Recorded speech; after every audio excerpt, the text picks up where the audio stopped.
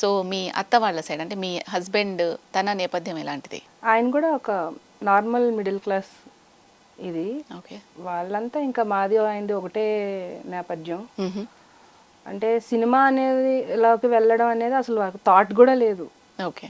Third ప్రాసెస్లో కూడా లేదు అసలు. ఈ ఈ కరోనా వచ్చినప్పుడు అనుకోకుండా ఒక సినిమాలో చేయటం వల్ల నేను ఇక్కడికి ఎంటర్ అయ్యాను తప్ప అంతకుముందు అనేది నాన్న బతుకుండగా సంవత్సరానికి ఒకసారి సినిమా చూడడం కూడా నాకు కష్టం. ఓకే. నేను బాగా దెబ్బలు తినేసిన సినిమా వర్షం.